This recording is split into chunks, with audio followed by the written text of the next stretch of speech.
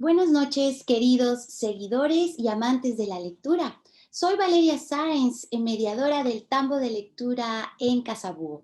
Hoy continuamos con nuestro programa de entrevistas Jueves de Libros que realizamos con el afán de acercar a la lectura a la comunidad desde distintas perspectivas. Hoy, gracias al esfuerzo del Ministerio de Cultura y Patrimonio, el Ministerio de Educación y la Organización de Estados Iberoamericanos, en el marco del Plan Nacional de Lectura, el Programa Yo Leo y la Cámara Ecuatoriana del Libro, tenemos el honor de contar con la presencia de José Castillo. Doctor en Filosofía por la USP, profesor jubilado de la FCL UNESP Aracuara, investigador, conferencista, escritor, editor, publisher y gestor público. Actualmente es consultor en la J. Castillo, Gestión y Proyectos en portugués, libro, lectura, biblioteca y asesor del CERLAC para planes nacionales de lectura. Dirigió la editorial de UNESP, la Biblioteca Pública Mario de Andrade, Sao Paulo, y fue secretario ejecutivo del Plan Nacional de Libro y Lectura de Brasil, y presidió en varios mandatos la Asociación Brasileña y la Asociación Latinoamericana y Caribeña de los Editoras Universitarias, ABU y EULA. Es consultor de organismos nacionales e internacionales en el área académica, educacional y cultural. Como ven, tenemos un invitado peso pesado aquí en Jueves de Libros. Bienvenido, José. Muchas gracias por acompañarnos. Muchas gracias, Valeria. Es un placer inmenso estar con vosotros y hablar desde Ecuador para toda Latinoamérica, porque si hay algo que tenemos que hacer es definitivamente integrarnos, ¿no? En cuanto a una región, todo un territorio que es tan potente y que tiene tantas cosas a donar para la humanidad, ¿no? Es un gusto estar aquí contigo. Así es una verdad, hay que integrarnos. Bueno, vamos a entrar en materia porque estoy segura que todos los que nos están viendo ya quieren conocer sus pensamientos, sus proyectos y todo lo que está haciendo por la lectura. Y también cómo inició eso. Entonces, su necesidad de leer es evidente, José. ¿Cómo la lectura comienza a convertirse en algo tan importante para su vida? Cuéntenos un poquito, porque los inicios Sí. siempre son clave. Sí, de acuerdo, Valeria. Y realmente tiene razón, ¿no? Nosotros empezamos el gusto por la lectura de manera muy temprana y así debe ser para todos nosotros. Después, cuando ya estamos en una edad más adulta, empezamos a comprender todo el proceso cognitivo y también el proceso de proximidad con la lectura y casi esa necesidad de la lectura. Pero yo, como niño, tuve la felicidad de haber nacido en una casa de lectores, ¿no? Mi madre era una maestra de enseñanza secundaria y tenía su formación en historia y geografía y tuve una biblioteca bastante importante en ese sentido y también de literatura, ¿no? Mi padre, por su vez, también era un hombre de la tierra, pero también un lector habitual, ¿no? Y no solamente leía los periódicos, sino también leía sus libros, sus romances regionales de Brasil. Entonces yo tuve la felicidad, la suerte, puede decir, ¿no? De haber nacido en una casa que había lectores.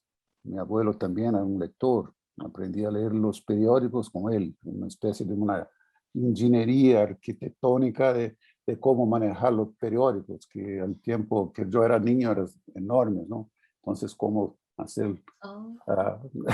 o sea, fue todo un entorno que después, más tarde, investigar estos procesos de formación lectora, yo percibí que yo fui un niño muy privilegiado, ¿no? De poder pasar por todo esto, mirando a mis padres a leer todo el tiempo y al mismo tiempo tener en mi casa la disponibilidad de tener libros, ¿no? Entonces esto fue una suerte, una felicidad tremenda. Entonces, para mí es una cosa que ha crecido conmigo, como si fuera algo que hice parte de mi propia construcción de personalidad, de ser gente, de mirar las cosas, ¿no? Y conocer, ¿no? Y conocer. Yo siempre fui una persona, y soy hasta hoy, muy curioso con las cosas, ¿no? Muy preocupada en entender y comprender y escuchar el otro, ¿no? Escuchar los diferentes de mi propia persona. Entonces, la lectura, yo que vivía en una pequeña ciudad del interior del estado de São Paulo, ¿no? O sea, una ciudad que tenía no más de 15,000 personas, yo tenía al mismo tiempo el mundo, ¿no? Y no te olvides que yo estoy hablando de los finales de los años 50, durante los años 60, a donde no había internet. Es bueno recordar, ¿no? Donde no había la televisora, ¿no? Que llegó en Brasil solamente en mediados de los años 1960. Entonces, toda nuestra información era algo que venía de la imprenta, ¿no? Y que venía también de los libros y de los periódicos. Y la lectura entonces hacía parte de esta posibilidad de conocer el mundo, ¿no? Y de mirar las otras posibilidades que no teníamos, por supuesto, en una pequeña comunidad de 15,000 personas, ¿no? Ujú. Y Y así así se pasó. Y eso, jamás dejé de leer, de buscar, hasta me cambiar ya en la edad adulta para una persona muy engajada en la parte de formar lectores, ¿no? y tengo una curiosidad, aparte, bueno, tener el privilegio de nacer en una familia lectora y tener el acceso a estos libros, ¿había una biblioteca cerca o alguien que manejaba algún proyecto de lectura, animación lectora? ¿Cómo era eso ahí en su Sí, sí, sí. No, esa es una buena pregunta porque tú vas a buscar justamente en mis memorias algo importante, que es la idea de una biblioteca en una ciudad como esta, ¿no? Nosotros no teníamos una biblioteca en la ciudad de Ibitinga, así se llamaba la ciudad que yo crecí. Yo nací en São Paulo, pero con 2 años y pico, mi familia se fue para esta ciudad, esta pequeña ciudad, en el centro del estado de São Paulo, y todavía no había biblioteca. No había biblioteca, solamente la biblioteca de nuestra escuela, del colegio, ¿no? Y la biblioteca del colegio, por su vez, tenía muchísimos buenos libros. No había muchos, pero había buenos libros, pero una señora que no era bibliotecóloga o bibliotecaria y no, nos permitía el acceso a algunos libros, ¿no? Justo que nos interesaba, ¿no? Libros de, por ejemplo, de Jorge Amado, de José Lins Dorrego, o sea, de personas que, y escritores que hacían el verdadero retrato del Brasil. Entonces, nosotros adolescentes y no podíamos llegar, ¿no? Muchos de estos libros. Y entonces había una especie, una barrera para la lectura institucional, ¿no? Pero nosotros siempre, el lector siempre va a dar una forma de llegarse a sus libros, ¿no? Entonces, por amigos y cosas. Y más en la adolescencia y principalmente con el liderazgo de algunos amigos que ya estaban aquí en São Paulo, haciendo los primeros años de la universidad, nosotros empezamos un movimiento en la ciudad. Yo tenía 14 años, ¿no? Y más los amigos que tenían 18, ya eran muy viejos, ¿no? Aquí en São Paulo. Y en la universidad nosotros empezamos a hacer una biblioteca, que hoy se llamaría aquí en Brasil de una biblioteca comunitaria, ¿no? sí. Y entonces fue una biblioteca que buscamos los libros con donación, con cosas que se, se buscaban desde São Paulo, libros más recientes, y empezamos una pequeña gran biblioteca, digamos, porque fue una pequeña gran biblioteca que fue una aglutinación también de los jóvenes y también de la gente más adulta. que había hecho, por ejemplo, gente de mucho más edad que la nuestra en aquel momento, y que ya había en tiempos anteriores en la ciudad hecho teatro, por ejemplo, ¿no? Ujú. Descubrimos que nuestras tías y tíos que estábamos haciendo otras cosas en aquel momento, en su juventud, habían sido actores de teatro, a donde la palabra, por supuesto, también hace parte de su vida, ¿no? Entonces, esta cosa fue trayendo todo un entorno de un movimiento cultural en la pequeña ciudad que fue muy importante, ¿no? Y acabó en años posteriores a la creación de la Biblioteca Pública Municipal, ¿no? Oh, La Biblioteca Pública Municipal, de un grupo musical, de un grupo de teatro, qué lindo. una asociación cultural. Eso años después, ¿no? Yo ya estaba aquí en São Paulo, pero la ciudad siguió con esto, ¿no? Entonces fue algo muy importante en mi vida también, porque además de la lectura individual, yo ah, percibí muy temprano la posibilidad de esta lectura colectiva, ¿no? Y este espacio de la biblioteca como un espacio de compartir, el espacio de leer juntos, y más do que leer juntos, de hacer juntos, ¿no? Antes de conocer Paulo Freire, por ejemplo, sus escritos, en verdad, el propio movimiento real de aquella pequeña comunidad que yo vivía, ya hacía su movimiento de no solamente leer el papel, leer la palabra, pero leer el mundo, ¿no? Leer Ujú. el mundo en torno, y poder, a partir de esta lectura, empezar pequeñas transformaciones para el bienestar del pueblo, el bienestar de nosotros mismos, y principalmente de la idea de compartir, que es la idea más fuerte que yo creo que puede finalizar la humanidad entre nosotros, ¿no? Ujú.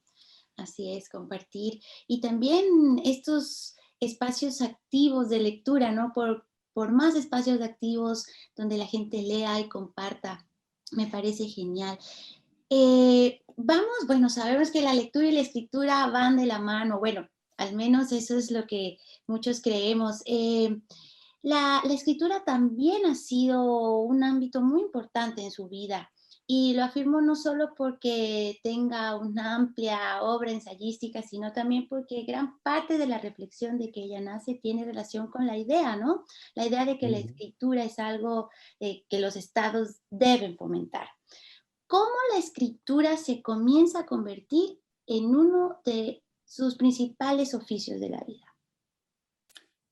Entonces, fue una circunstancia muy especial en caso de Brasil, ¿no? Yo, ah, ya de niño, yo tenía 11 años cuando se implantó la dictadura militar en Brasil, ¿no? Y ahí se empezó un periodo que pasó desde 1964 hasta 1985, de una dictadura militar bastante fuerte que me quitó prácticamente todo el periodo de adolescencia, y también el periodo digamos, del joven adulto, ¿no?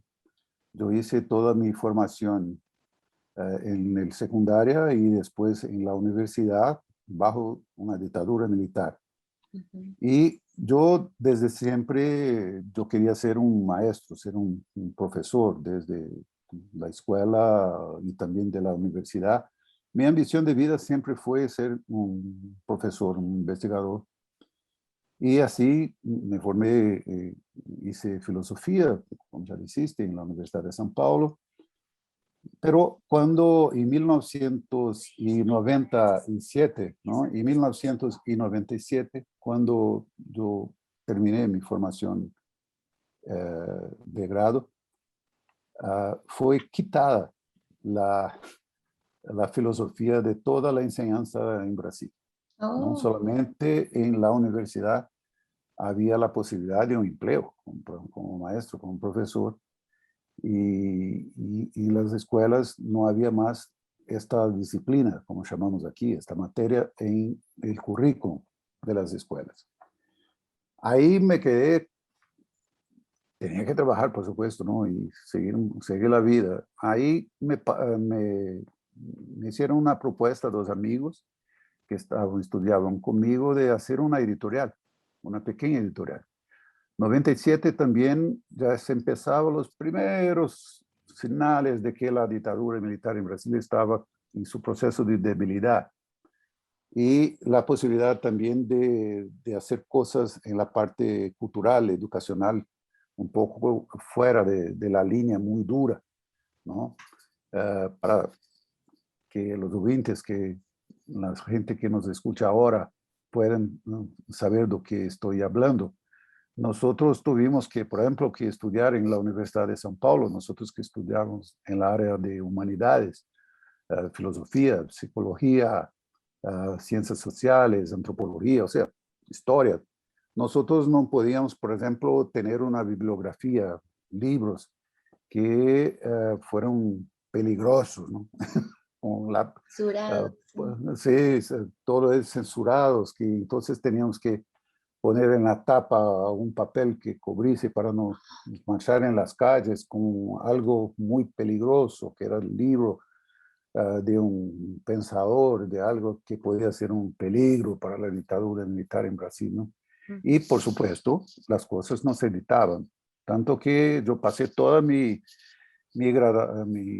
años de grado en la Universidad de São Paulo casi siempre leyendo en otros idiomas, ¿no? Teníamos que leer en francés, en inglés, en español, porque no había los libros editados en Brasil por la censura. Por supuesto. Pero en 97, disculpa, estoy pasando equivocado las fechas, ¿no? En el 80. En 78 en verdad, 1978, nosotros empezamos ya un otro periodo un poco más blando, vamos a decir así, y algunas cosas se empezaron la pequeña imprenta de algunos periódicos independientes y algunas cosas de teatro un poco más fuera de los marcos censores del gobierno militar. Y entonces la cosa empezó a tener una especie de una pequeña apertura política. Y ahí nosotros, y yo incluso, y más dos asociados, dos amigos, empezamos una pequeña editorial que se llamaba Kairos, que es justamente la palabra que es el momento oportuno, ¿no?, para empezar algo. Y empezamos una pequeña editorial y una pequeña librería, muy chica, en la Avenida Paulista, aquí en São Paulo. Y fue un suceso muy grande, ¿no? Fue bastante importante.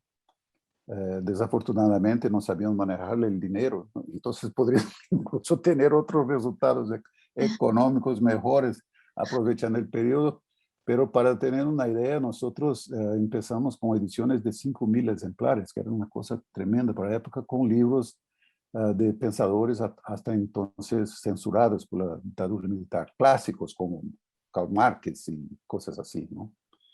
Y entonces esta cosa fue un suceso bastante grande. La librería rápidamente se tornó un punto de encuentro del teatro, de la música, y tuvimos una buena carrera. Y esto me despertó, por supuesto, para la idea editorial, ¿no? De no solamente leer los libros, aprovechar de los libros, pero también ser un editor. Y esto marcó mucho mi vida y se quedó así hasta los años de 82. Cuando finalmente yo regresé a la universidad, vendí la editorial y la librería y regresé a mi objetivo inicial, que sea un investigador y un maestro. Así pensaba seguir y seguramente no teníamos ese tipo de conversa hoy, de conversación. Sí, después de 4 años solamente una actividad como scholar mismo, haciendo investigación, dando clases, haciendo mi doctorado en la Universidad de São Paulo y la Universidad Estatal de São Paulo haciendo mis clases de investigación, yo tuve el encargo de participar del grupo que hice nacer la editorial de la UNESP, de la Universidad Estatal de São Paulo. Y que esto marcó muchísimo mi trabajo dentro de la universidad, de la UNESP.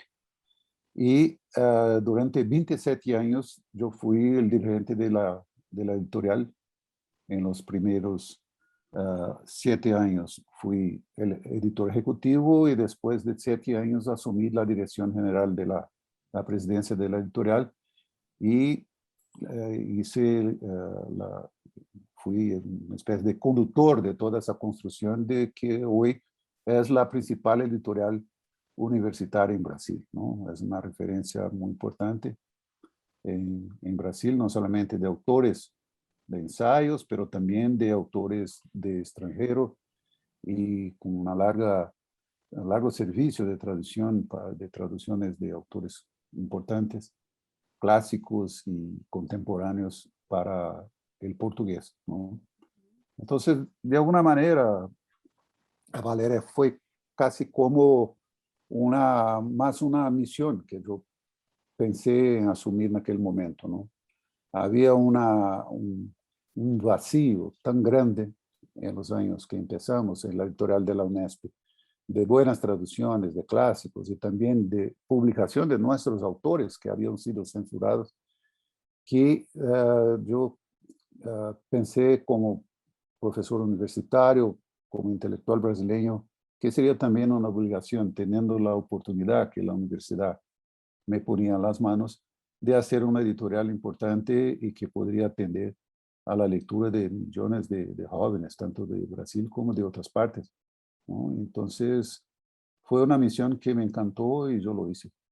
Y de ahí, de editorial, fui para las bibliotecas y de bibliotecas para el proyecto de lectura, dentro de todo un rol de desarrollo también de nuestra América, ¿no?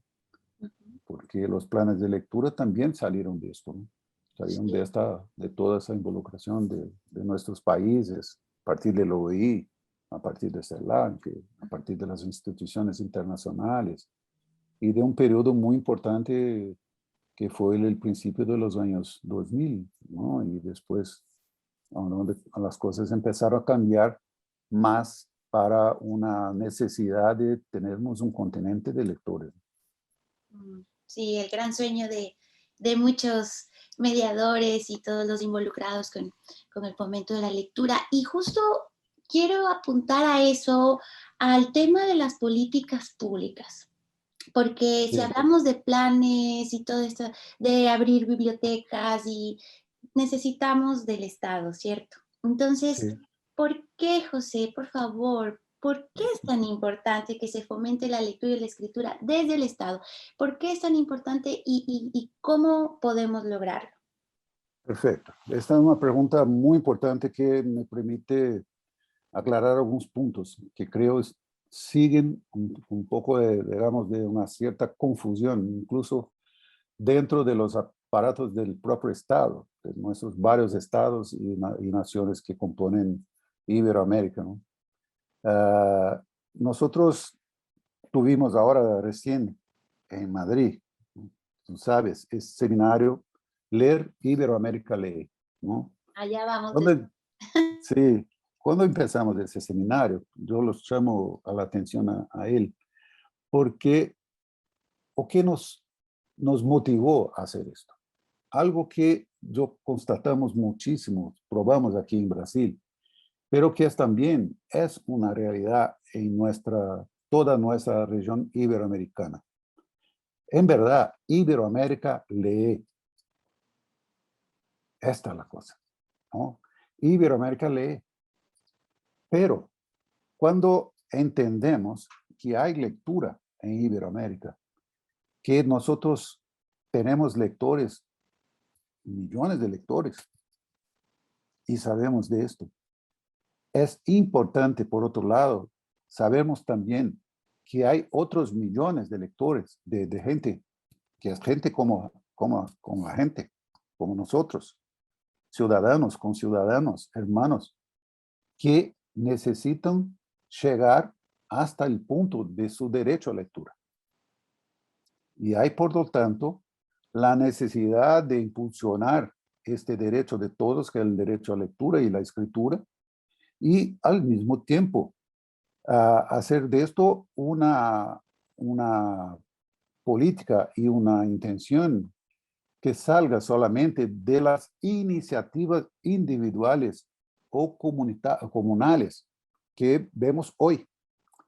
Entonces, cuando hablamos de la necesidad de una política nacional, de una política regional de fomento a la lectura y la escritura, nosotros estamos hablando de una escala de población y de buscar mucho más gente do que yo, tú o nuestro grupo de formación de lectores puede atingir, ¿no? Puede llegar. Cuando hablamos de políticas de Estado, cuando hablamos en una política territorial, nosotros estamos hablando de un país. Por ejemplo, si yo hablo, tengo aquí la ciudad de São Paulo con solamente la ciudad, tiene 12 millones de personas. Hablar de mi ciudad, ¿no? 12 millones de personas.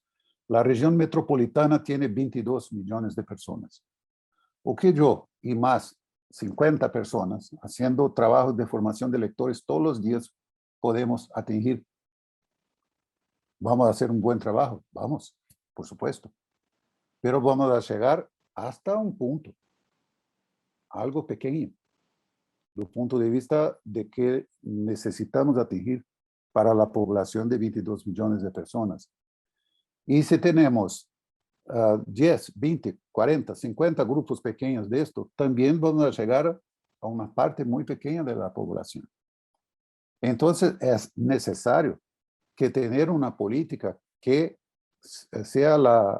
tenga la misma dimensión y la misma ambición, por ejemplo, de las políticas de salud, de las políticas de transporte, de las políticas de empleo, a donde se mira toda la población y no solamente una parte que se pueda atingir por el voluntario que se pone a hacer lectores o hacer políticas de salud. Te imaginas, piense el transporte dejado, por ejemplo, a las manos de la sociedad.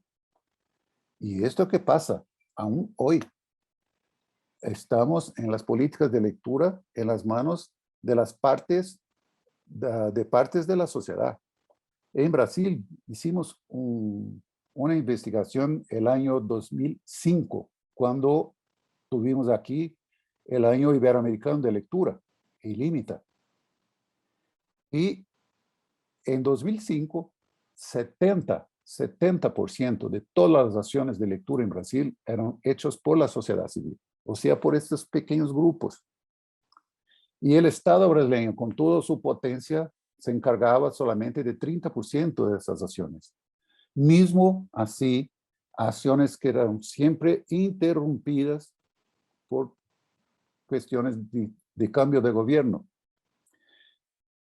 Con este escenario, solamente un plan nacional de lectura, una política de Estado, o sea, que sea más allá de los gobiernos que se suceden, es algo no solamente importante, pero estratégicamente necesario, ¿no? Solamente cuando nosotros, nuestras autoridades, nuestros políticos, la gente que hace la conducción del país, percibir la cuestión estratégica de la formación de lectores en nuestros países y comprender la necesidad de planes nacionales de lectura que van a hacer o qué, van a agrupar, van a poner junto las acciones de la sociedad civil y al mismo tiempo las acciones del gobierno. ¿O qué es un plan? Plan viene de planear, ¿no? O sea, no, vamos a poner en orden de importancia, de prioridad, o que se necesita para tenernos países lectores. Y a partir de esto, de este plan, nosotros vamos juntos, gobierno y sociedad, educación, cultura y los otros aparatos del Estado. Vamos a marchar juntos para tener un país de lectores. Es la única posibilidad. Y no hay otra. Esta que es la verdad. O hacemos de esta manera, o nosotros no saliremos de este punto de no tenernos la gran mayoría de nuestros países como lectores. Y por lo tanto, como no lectores, como personas, ciudadanos que no van a tener acceso a todo que nos proporciona el siglo de la información y del conocimiento. Porque si miramos un poco, aquí mismo estamos en la pantalla y estamos con la palabra audible, pero todo esto es palabra. Todo esto viene de la comprensión de la palabra y de la conexión que hacemos entre nuestras palabras. Cuando pienso que en caso de mi país, en Brasil, solamente tenemos 12, repito, por ciento de lectores que pueden leer integralmente un texto, oír una palestra o oír una conferencia y comprenderla integralmente. Eso significa escuchar, leer, pensar, refletir, tener una idea propia al respecto de lo que están hablando para él o escribiendo para él y sacar de esto una idea propia, una idea que sea suya, o sea, una idea de libertad de pensamiento y de formación de pensamiento. En caso de mi país, solamente 12% tiene esta capacidad. O sea, ¿o qué hacemos con los otros 88% que no tiene esta capacidad? Y no comprende todo lo que el mundo puede ofrecer. Y esto tiene reflejos no solamente en la parte de la literatura, en la parte de la formación de nuestro espíritu, de nuestros pensamientos más sublimes, pero tiene reflejos en el empleo, en la promoción de la persona económicamente hablando, en la salud. ¿Cuánto cuesta la imposibilidad de leer para nuestros países? Cuando la gente tiene una receta del doctor y no la comprende. El desperdicio de medicina, por ejemplo, por ahí. Si queremos, y esto es importante, hacer la lectura también por las partes económicas, para que las autoridades comprendan el alcance de la lectura. ¿Cuánto se pierde, por ejemplo, de medicina porque la gente no comprende cómo emplearla? O por el lado social, el lado humanitario, cuánta la gente puede, al no comprender la receta, tomar la medicina de manera equivocada y perjudicar su salud, incluso con las posibilidades dramáticas que se puede vivir de esto. Entonces, ¿a dónde miras? Hay la necesidad de hacer esto como política de Estado, ¿no? Es necesario, claro, o sea, primero la sociedad civil, el Estado no deben estar en una carrera por separado, como bien lo dices, ¿no? O sea, se debe estar juntos y poder, entre juntos más poderosos.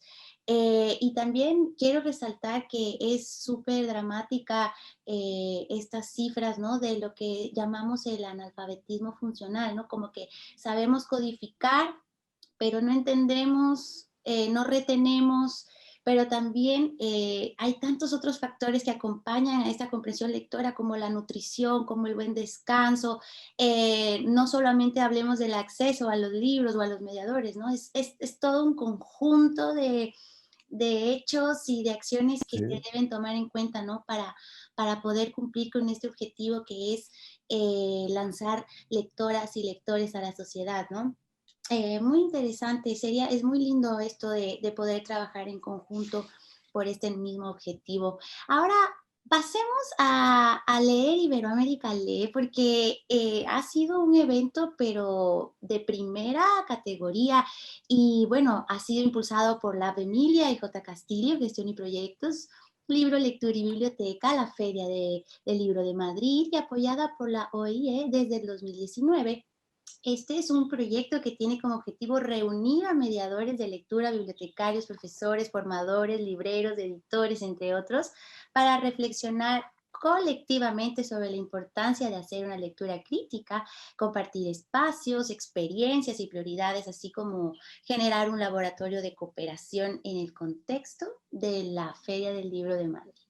¿Cómo se concibe este proyecto? ¿Cómo ha evolucionado desde que comenzó? Cuéntanos. Entonces, yo tengo ya un largo proceso de cooperación y de amistad, incluso personal, con el Instituto Emilia, ¿no? Que básicamente con Dolores Prades, aquí de Brasil, y Inés Miré, de Madrid, de España, ¿no? Que son las dos personas que dirigen el Instituto Emilia y que es bastante conocido por su proceso de formación. De mi parte, desde que me jubilé de la universidad y empecé esta nueva carrera como consultor, asesor de proyectos de libro, lectura, literatura y bibliotecas, siempre hablamos de hacer algo en conjunto, ¿no? Y la idea de realmente mirar el territorio iberoamericano, no solamente latinoamericano, era algo que siempre estaba en nuestras conversaciones, ¿no? Y por intermedio de Inés, principalmente, nosotros llegamos ah, por una ocasión que yo estaba en 2018 en Madrid, haciendo una conferencia en la Complutense de Madrid. Yo, Inés, fui a cenar con Inés y hablamos un poco de esto y dice, ¿por qué no buscamos la Feria del Libro de Madrid, que es tan tradicional? La feria tiene decenas de años, es un marco en la cultura del libro en Madrid. Y fuimos a buscar, el día siguiente fuimos a buscar Pedro Gil, que es el actual director de la feria. Y así en 2018, yo y Inés hablamos con Pedro Gil, que le encantó la idea de hacer algo juntos, no sabíamos mucho qué exactamente hacer. Y inmediatamente hablamos con Dolores y empezó la idea de hacer un gran seminario, ¿no? Ya, dentro de la experiencia de Instituto Emilia y de qué podríamos hacer. Y el foco realmente sería la idea de una lectura de calidad y al mismo tiempo de la formación de mediadores de lectura, ¿no? Porque esta es una verdad que nosotros ya, digamos, ya consolidamos desde los años de implantación de los planes de lectura y del año y del ILIMITA, ¿no? De 2005, que justamente no basta tener los libros, como tú dijiste hace poco, ¿no? Es importante tener los libros, pero la gente es fundamental. Y por supuesto los libros hacen parte de toda una cadena de necesidades también, ¿no? O sea, el conjunto, pero es un conjunto que en ningún momento puede tener la idea que la gente para hacer la mediación no es necesaria, ¿no? La gente es fundamental. Nosotros estamos hablando de una actividad que necesita de gente. Entonces esto nació de esta manera y queremos pensar algo que apuntase en primer lugar y siempre de manera en todos los seminarios la idea de positiva de que Iberoamérica lee, justamente diciendo por esta afirmación de la lectura su importancia, ¿no? Y al mismo tiempo haciendo una reflexión sobre la realidad que tenemos, ¿no? Porque aquí tenemos grandes escritores, muchos escritores que muchas veces no tienen la oportunidad de aparecer en las medias, en las grandes editoriales, pero son muy buenos. La explosión de la literatura en las periferias de nuestra ciudad es algo tremendo, muy importante. Al mismo tiempo, nosotros tenemos también muchos lectores y gente que trabaja por la formación de lectores. Entonces, afirmar esto era algo fundamental y que es la base, digamos, el cimiento de todas nuestras actividades. Y a cada año nosotros vamos a buscar algo, ¿no? Algo que se pueda trabajar. Y este año fue justamente la idea que fue muy bien sucedida, de tener la pregunta si tenemos lectores a margen, ¿no? Y así y ya estamos casi listos para anunciar el programa de 2022, Valeria, ¡Wow! ¡Bendiciones! porque el trío es, y con el apoyo siempre de la Feria de Madrid y de las instituciones como OI principalmente y, y las instituciones españolas, tiene prisa de hacer las cosas el más rápido y con toda la antelación necesaria para que sea muy buena. ¡Qué A chévere! nosotros nos gustó muchísimo porque fue el tercer año, mismo el año pasado con la pandemia no pudimos nos reunir presencialmente, tuvimos que hacer algo más en el medio del camino, digamos así, ¿no? Haciendo algo también virtual, pero fue una actividad también bastante bien sucedida, muy asistida, con debates muy importantes. Y este año fue una cosa tremendamente buena. Ya tenemos entonces aquí la primicia de que se están calentando los motores para la edición 2022. Qué bueno. Sí, sí, están Buena hora. casi calientes. En buena hora. Hablemos un poquito de los invitados. En la última edición de Leer Iberoamérica Lee, invitaron a personalidades muy relevantes del mundo del libro. Destaco a Pilar Quintana, reciente ganadora del Premio Alfaguara de novela, Beatriz Sí, Elena sí, Robledo, que tuve el enorme gusto de también conversar en este espacio con ella, Constantino Bertolo, entre otros. Todos fueron convocados para abordar el tópico de los lectores al margen, como ya lo habías mencionado, desde estas diferentes perspectivas. Entonces, ¿cuáles son los principales ejes temáticos que configuran en general, ¿no? A Leer Iberoamérica Lee y cómo se abordan estos tópicos y qué se destaca de esta última edición del evento?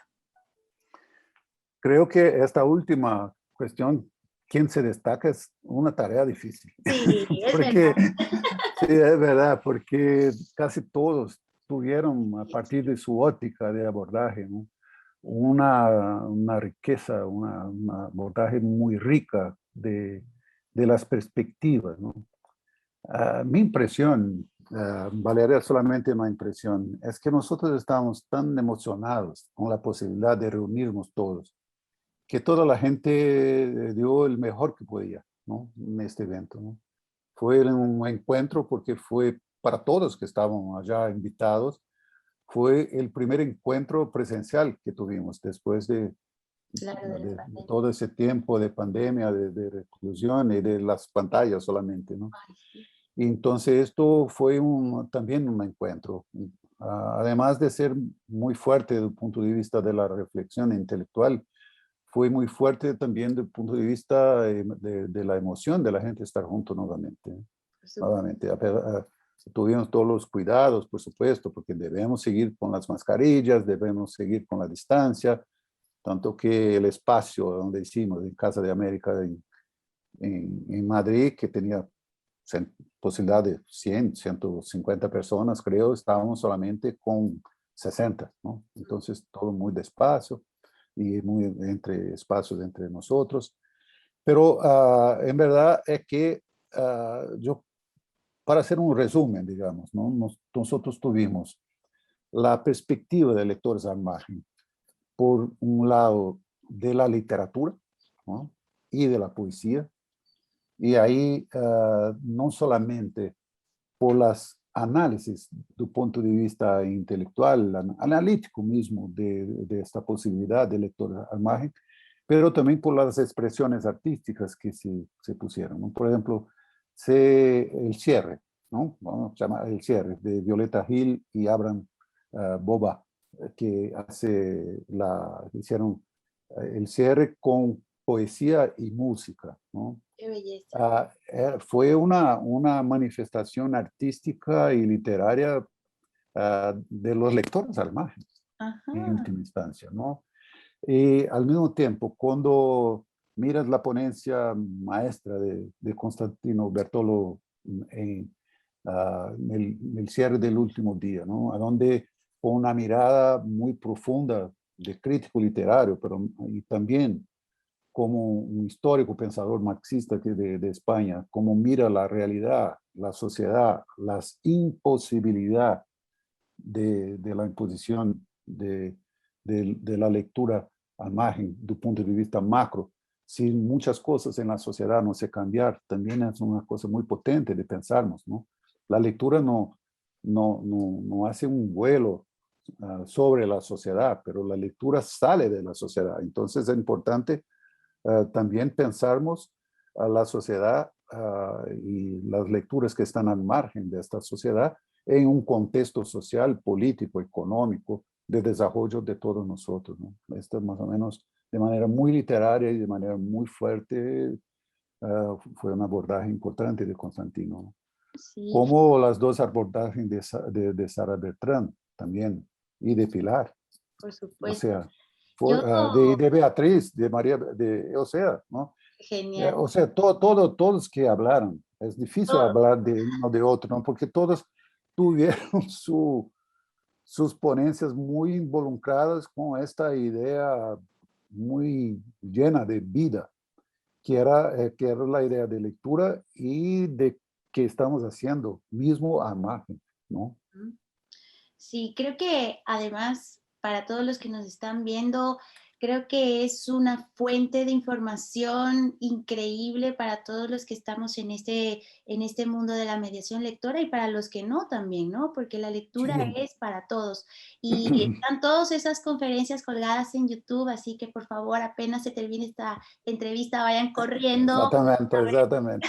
Exactamente, es una increíble fuente de información para todos. Y siguiendo en esta línea, ¿no? De los invitados, también hubo los más jóvenes, ¿no? Y a eso quiero entrar. Este seminario cuenta con el apoyo de la OEI y hemos Ujú. visto que en esta edición 2021 ha participado ya gente que hasta menores de edad, ¿no? Entonces, ellos como los ganadores del concurso de blog que estás leyendo, tenemos por mencionar a Kim López, Dana Elizano de México, se hizo presente en estas mesas. Entonces, yo me quedé Sí, sí. impresionada con esto. Es la primera vez que los jóvenes participan activamente del seminario y hay un registro de jóvenes participando como oyentes. ¿Cómo ven ese público? ¿Cómo lo Sí. cuenten? Por favor? Esto es una cosa que realmente yo iría a destacar, porque es muy importante que tú eh, pones la cuestión para conversarnos al respecto, porque fue un destaque realmente importante, muy importante. Siempre en las otras ediciones había, por supuesto, algunas preguntas de personas jóvenes en algunos puntos, pero en esta vez, con la mesa lectores y lecturas, nosotros pusimos estas personas jóvenes que fueron Agustina, Dana, Mateo, Kim, Mm, ujú, y moderado también por un joven que es Freddy González, ¿no? ujú. Para hacer la mediación y tuvimos una conversación impresionante, impresionante. Es algo que uno de los autores brasileños que más me gusta, y que soy lector desde siempre y siempre, es João Guimarães Rosa, ¿no? Y él tiene una frase que voy a intentar poner en español que dice, el maestro no es solamente el que siempre enseña, pero el que de repente aprende, Oh, ¿no? por supuesto. Entonces, con tanta gente de muy buena, de muy buena carrera, ¿no? Y muy victoriosos en sus carreras como escritores, como maestros, como investigadores, como todos esos que ya citamos aquí, ¿no? En el seminario. Los jóvenes nos dieron también una lección, ¿no? Una lección muy importante. A empezar por una intervención muy fuerte de Agustina de Uruguay, Agustina Cabrera de Uruguay, que nos dicen, ¿por qué una mesa solamente con gente joven, ¿no? Con personas jóvenes? Porque somos una categoría, ¿no? Hay un punto Porque también. no estamos, a mí me gustaría inmensamente discutir las cosas con las otras personas, ¿no? Entonces, este estatuto de personas jóvenes destacadas en una mesa no me parece algo que sería tan bueno, ¿no? Es bueno, pero no es tan bueno. Y esto me encantó, ¿no? Así de principio ya me encantó y ya valería la mesa. Yo le dije a Agustina después, si tú hablases solamente esto, ya estaba muy bien, ¿no? Porque realmente estamos hablando, y siempre hablamos de esto, yo mismo, en mis textos, en ponencias, de todo, hablo de gente, hablo de personas, ¿no? Y ahí no hay una categoría de edad, ¿no? Tú puedes, la lectura es un derecho desde que nace hasta cuando se va. O sea, entonces no hay mucha realmente esta cuestión. Entonces, la cosa se empezó por ahí, Valeria, como se puede mirar en la mesa, ¿no? Eh, que los invito realmente a irse a YouTube y conocer las ponencias que están libres para verla. Y ahí hubo toda una discusión muy importante, incluso algunas cosas que a mí me encantó oír, ¿no? De ellos, porque son cosas de mi observación como investigador también, ¿no? Que es justamente la valoración del libro, ¿no? Y de la lectura, incluso en papel, ¿no? Como algo importante que sigue en la generación de jóvenes lectores, ¿no?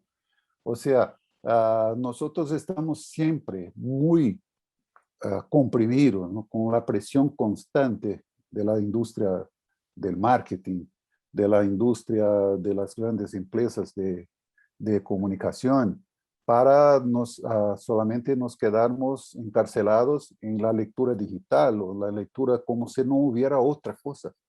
Cuando o que la lectura digital nos trae, por ejemplo, nos ha traído para nosotros, es la posibilidad de una diversidad aún mayor, más grande. O sea, la lectura digital hoy es tan importante cuanto la lectura en papel, pero eso no significa que una va a derrumbar la otra, ¿no? Ujú. O sea, esta comunicación que estamos haciendo ahora en la pantalla, que está tan bonita, que está tan alegre, es tan importante cuanto a que vamos a tener, espero algún día presencial, ¿no? Entonces, nosotros tenemos que trabajar cada vez más con la idea de la diversidad de posibilidades, ¿no? Y esto nos mostraron los jóvenes, ¿no? Y esto, mi observación, cuando yo voy a visitar las escuelas aquí en Brasil, lo mismo algunas escuelas que he visitado en algunos otros países, yo veo los jóvenes, los niños, más do que los jóvenes, los niños, pasar de los libros en papel al celular así de una manera rápida, no es un problema para ellos. Ay, ahora voy a leer en pantalla. Ay, ahora voy a leer en papel. ¿Por qué voy a leer en papel y no voy a leer en pantalla? No, simple. Hay un Lo uno no traspaso. excluye lo ¿No? otro, claro. No, no excluye, hay un traspaso que para ellos no es un problema, ¿no?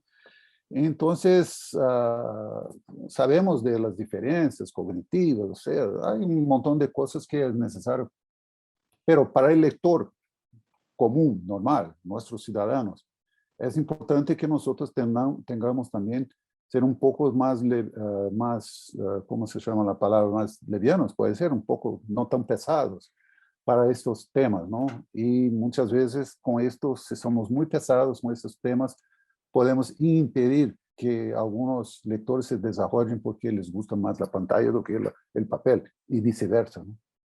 Entonces esto me pareció también muy rico en la mesa de las personas jóvenes, que creo fue la primera y la última, ¿no? Después de la advertencia de Agustina, y que la idea es seguro Ahora de mezclar. mantenerlos jóvenes, pero mezclarlos con todo, ¿no? Claro, seguro. Está bien, es bueno escuchar, ¿no? Las sugerencias que viene de la gente. Ahora me gustaría contar sobre esto de los tambos de lectura, este proyecto que se enmarca en el Plan Nacional del Libro y la Lectura José de la Cuadra aquí en Ecuador. Ujú. Pues su obra en torno a la promoción de la lectura y la escritura puede ser bien importante para este proyecto, Tambos de Lectura. Estos son espacios que están instalados en diversos lugares del país, entonces pueden ser hospitales, cárceles, museos, casas culturales y muchos otros lugares en los que se realizan diferentes actividades impulsadas por un mediador o una mediadora de lectura, que tienen como objetivo generar vínculos significativos, ¿no? Entre los libros y las comunidades. Todo esto se enmarca en las acciones que impulsa el Plan Nacional del Libro y la Lectura, como ya lo mencioné. Esta es una institución perteneciente al Ministerio de Cultura y Patrimonio del Ecuador, que todavía está en vías de institucionalizarse. Bueno, ¿qué elementos deben ser transversales a toda política de lectura? Y cómo las acciones de un Plan Nacional de Lectura pueden hacerse presentes en todo un país, porque ese es justamente uno de los retos, ¿no? O sea, ¿cómo llegamos a todos esos rincones alejados? Porque si bien estamos en una ciudad, tenemos una red de bibliotecas, tenemos librerías, tenemos centros culturales, pero si estás en una zona rural, o sea, donde no hay acceso a nada, donde no hay cosas, ¿cuáles? ¿Cómo podemos llegar allá? Perfecto. Yo creo que esta es una pregunta estratégica que todo plan de lectura nacional que sea serio tiene que hacerse, porque en verdad cuando hacemos un plan de lectura, nosotros hacemos un plan de lectura para todo el país, independientemente de dónde las personas están, ¿no?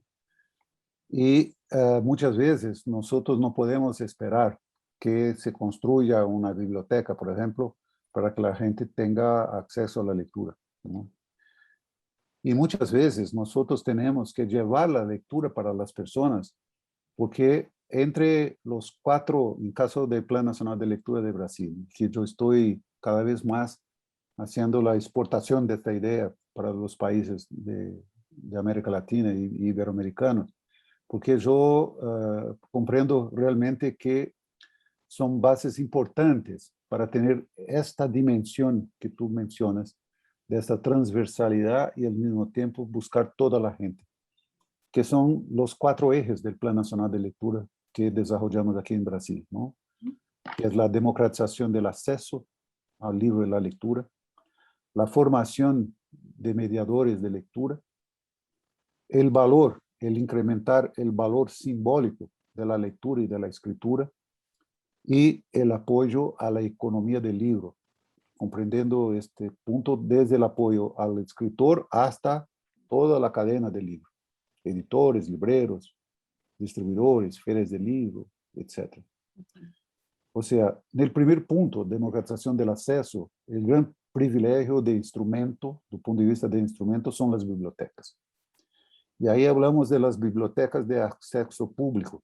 ¿Por qué acceso público? Porque, por lo menos en caso de Brasil, y creo que eso se repite mucho en Latinoamérica, hay las bibliotecas públicas, las bibliotecas escolares. Y las bibliotecas no se hablan. Cada uno hace su parte, digamos, y no tiene ninguna acción en conjunto. Cuando la realidad nos muestra que muchas veces los estudiantes salen de las escuelas y van a la biblioteca pública, porque muchas veces no encuentran en la escuela, en la biblioteca de la escuela, lo que necesitan. Y muchas veces encontramos el escenario, que fue mi escenario cuando era niño, ya les conté, ¿no? Que existe en aquella comunidad solamente la biblioteca escolar y la biblioteca de la escuela. Y ahí toda la gente que vive en aquella comunidad no tiene biblioteca, pero existe una biblioteca de la escuela solamente para los estudiantes. Entonces, nosotros desarrollamos aquí el concepto de bibliotecas de acceso público. O sea, toda biblioteca que está sostenida por el Estado, por el servicio público, debería estar abierta a la calle. Claro, con estudio, disciplina, como saber, pero todo abierta, ¿no? Entonces, a partir de este punto, nosotros desarrollamos también más la cuestión de lo que es democratización del acceso al libro y la lectura. Y si con el manejo de los cuatro ejes, no solamente vamos a hacer el uno, después el otro, después, no, los cuatro tienen que manejar de manera conjunta, ¿no? Y entonces, cuando percibimos, por ejemplo, que la valoración de la lectura y de la escritura es algo que muchas veces no pasa por la cabeza de gran parte de las personas, nosotros tenemos que valorar. ¿Y cómo vamos a valorar si no hay libros, por ejemplo, en determinadas comunidades por cuestión de distancia, por cuestión de aislamiento geográfico en el país, ¿no? Entonces nosotros tenemos que llevar los libros y junto con los libros llevar mediadores de lectura, hacer acciones de impulsionar esto. Entonces, hacer fiestas literarias, hacer acciones desde una biblioteca cercana que pueda hacer cosas. Aquí tuvimos miles de ejemplos que anotamos durante la implantación del Plan Nacional de Lectura. Por ejemplo, aquí tuvimos el burro biblioteca en muchas partes del país. ¿O qué significaba el burro biblioteca? ¿No? Cómo la gente, ciudades pequeñas, principalmente del nordeste del país, de pequeñas comunidades, había una biblioteca que nadie la visitaba. Ahí que hicieron algunos bibliotecarias y que trabajaban con esto. Como el burro es un medio de transporte, principalmente de alimentos y de cosas, y es algo que hace parte de la vida de la persona en estas comunidades, pusieron los libros del burro y hicieron una verdadera fiesta pasando con el burro por el centro de la comunidad, batiendo en las casas. Conoce el burro, biblioteca, no quiere un libro. Vamos a hacer una rueda de lectura, vamos a hacer una actividad, ¿no? Cosas de este tipo. O sea, la biblioteca se caminaba para la gente, caminaba en dirección a la gente. Y así muchas acciones fueron hechas y siguen haciendo. Como por ejemplo el proyecto Agentes de Lectura, jóvenes de entre 16 y 22, 23 años que recibían una beca para seguir estudiando y al mismo tiempo como contrapartida hacían acciones de formación de lectores, ¿no? En sus pequeñas comunidades. Entonces tenía una bici, una bicicleta, así que hablo, ¿no? Bicicleta. Ujú. Entonces una bicicleta y con la bicicleta y una mochila con 40, 50 libros seguían para las zonas rurales de sus provincias, de sus ciudades, de sus comunidades. Y hacían un debate con la gente, contaban historias, escuchaban historias también. La oralidad es muy importante en todo eso, tú sabes. O sea, este cambio, este intercambio entre acciones es importante para estarnos en todos los sitios. No podemos. Aquí decimos que muchas veces el óptimo es el principal enemigo del bueno, ¿no? Ujú. El óptimo es el enemigo del bueno, porque el óptimo sería que en todas las comunidades teníamos una biblioteca activa, viva, centro de la comunidad, etcétera, con muchos bibliotecarios, mucha gente experta, formadores de lectores, etcétera. Pero eso no tenemos a corto plazo ni a mediano plazo. Entonces tenemos que hacer acciones. Me parece, por ejemplo, que estamos de lectura hace un trabajo, voy a conocerlo mejor, pero me parece muy importante, muy interesante que hacemos esto. Y hay una proximidad con los agentes de lectura. Después pueden enviarte ese material que hicimos aquí, ¿no? Porque hay mucha cosa muy parecida entre nosotros. Hablamos portugués y español, pero las cosas están en el mismo territorio. Hay mucha cosa muy parecida. Entonces, es de una riqueza esto tremenda, Valeria. Entonces, esto me parece que para llegar a todos, me parece, no, tengo la absoluta certeza que necesitamos de los 4 ejes que ya mencioné y el funcionamiento de todo eso en conjunto. Y por otro lado, necesitamos romper algunos paradigmas de que tú necesitas necesariamente de una escuela para hacer formación de lectores. ¿Y cómo hacemos con la gente más vieja que jamás frecuentó una escuela? ¿Vamos a ponerla nuevamente en la escuela? ¿O vamos a llegar a su casa, ponerla en la biblioteca local, ponerla en una actividad de tambos de lectura para leer? ¿No? Sí, sin duda, sin duda. Me quedo mucho con el tema este del valor que tiene un mediador y una mediadora, ¿no? Me parece que sí, como mencionaste, con libros, pero sin mediadores no se completa como el Sí. círculo perfecto.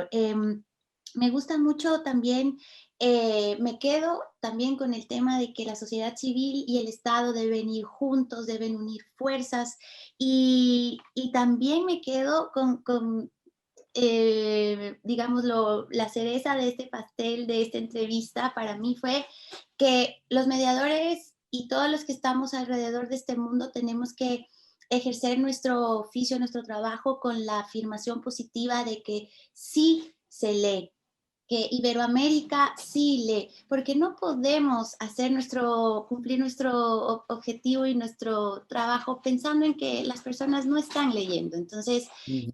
me parece súper poderoso comenzar o impulsar nuestro trabajo diario a partir de esta afirmación positiva y realmente le agradezco, José, porque da fuerzas, ¿no? Dan ganas, Ujú. se alimenta la esperanza Y bueno, también hay que sacar los libros de la biblioteca, también me quedo con eso, hay que llevar los libros a los lugares más lejanos y propiciar estas actividades y estas animaciones a la lectura, ¿no?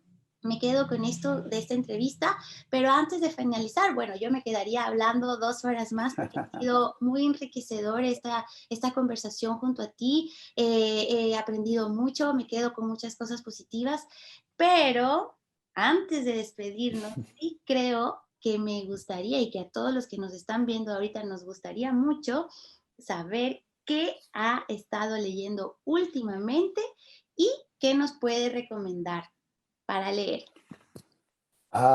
Esta otra pregunta es difícil, porque yo soy un lector muy desordenado. Wow, Yo, ¿cómo es un lector yo, desordenado? sí, porque yo no soy muy... primero que yo leo 3, 4 libros al mismo tiempo, ¿no? Mm, Soy muy poco disciplinado en ese sentido. No sé si la palabra es desordenado, creo que es más disciplinado, sí. porque me encanta cuando la gente tiene la disciplina para hacer las cosas. Yo soy bastante indisciplinado, ¿verdad? Incluso en la vida, ¿no? Entonces, esta cosa, yo leo muchas cosas. Entonces, como por mi formación de filosofía, por mi inclinación también de intentar comprender siempre más la política, las cosas así, yo siempre estoy leyendo cosas en esta área, ensayos, Ujú, investigaciones de la política, de la economía, de la sociología y, por supuesto, de la filosofía, ¿no? Entonces, por ejemplo, en esta área estoy leyendo ya por la segunda vez porque quiero comprender mejor el pensamiento de este intelectual español que es Daniel Innerarity. ujú. ¿No? Daniel Innerarity tiene un libro que estoy leyendo por la segunda vez. Por la segunda vez porque leí el año pasado, justamente en Leer Iberoamérica Lee, porque yo hice la entrevista con él, yo hice la mediación de la mesa con él, ¿no? Entonces leí antes para saber. Tiene ya una producción grande, pero me gustó demasiado el libro que se llama La política en tiempos de indignación. Ujú. La política en tiempos de indignación de Daniel Innerarity. Este es lo que estoy leyendo ahorita, ¿no? Releyendo ahorita de parte de ensayos de política. Ujú. Acabé de leer, no hace poco tiempo, un libro fundamental aquí en Brasil, ¿no? Que se llama de un autor, un periodista, se llama Bruno Paes Manso, que se llama, creo que está por aquí, ¿dónde está él? Que se llama La República de las Milicias, este libro, Mm, que hace-nos comprender mucho, un libro que no creo que hay en español, pero en portugués, que es una editorial que se llama Todavia, aquí en Brasil, y que es la construcción, se comprende mucho el momento actual del gobierno de Brasil, la situación política actual y la ascensión, toda esta violencia que caracteriza hoy el Estado brasileño, el gobierno brasileño, de manera muy fuerte, ¿no? ujú. Hay que más que estoy leyendo. Yo estoy Tal vez un, leyendo un lector de no algunas ficción, de no, sí, tengo mucha básicamente. lectura de no ficción y siempre, ¿no? Esto leo todos los días, una parte aquí, estoy siempre leyendo Paulo Freire, estoy leyendo ah, ah, autores latinoamericanos también Ujú. de esta parte de ensayo, ¿no? Mas, por ejemplo, una cosa que sería muy interesante, que estoy leyendo ahora, está aquí, está. Por ejemplo, yo descubrí algo que mucha gente ya había descubierto, pero una poeta impresionante de Portugal, ¿no? Que invitamos ahora para el encuentro Iberoamérica, que es Matilde Campillo, Mm, que es bellísimo. Esto es un tremendo texto poético, este libro de Matilde Campillo, que estoy leyendo siempre, ¿no? Y leyendo también otro libro en el área de lectura, que es el libro que empecé a leer semana pasada, que es el libro de Constantino Bertolo, que me regaló ahorita en Madrid, que se llama La Viceversa, la literatura latinoamericana como espejo. wow. Es muy potente el texto, muy interesante, muy interesante. Bueno, aquí Esto. José nos ha dado una lista de libros que hay que leer. Ojalá Sí, la vida alcance para leer todas las obras maravillosas que podemos encontrar. sí, sí. Sabes que yo que estoy ya avanzado en los 60 años, ¿no? Ah, que yo pienso cuánto que no leí, cuánta cosa que tengo aquí en la frente que no va a dar tiempo, no va a dar No va a dar la tiempo. vida, pero hay que aprovechar lo más que se pueda, sí. Qué Sí, hay mucha lindo. cosa buena, esto que es lindo, ¿no? Es mucha cosa buena. Y o que yo no puedo leer, tú vas a leer, otro va a leer. Y Ah, nosotros vamos a compartir en las conversaciones, las ideas. Porque así, la lectura sale también de la boca de la gente cuando hablamos, ¿no? por supuesto. Para mí un Entonces, libro que no se conversa no ha cumplido tampoco su completa sí, misión. verdad, sí, verdad. Ay, ha sido un enorme gusto, un honor compartir este episodio de Jueves de Libros contigo, José. Nos gustaría mucho que vengas a visitarnos y conozcas los tambos, porque se está haciendo un trabajo a nivel nacional. Bueno, en nombre del Ministerio de Cultura y Patrimonio, el Ministerio de Educación y la Organización de Estados Iberoamericanos, la Cámara Ecuatoriana del Libro, te agradecemos por tu disposición para participar en esta entrevista. Muchísimas gracias a todos los que nos están viendo hoy y bueno, los invito a quedarse en sintonía de Jueves de Libros y vean nuestra próxima entrevista con el escritor guayaquileño Ernesto Carrión. Muchísimas gracias, un abrazo desde Ecuador y nos vemos Abrazo. pronto.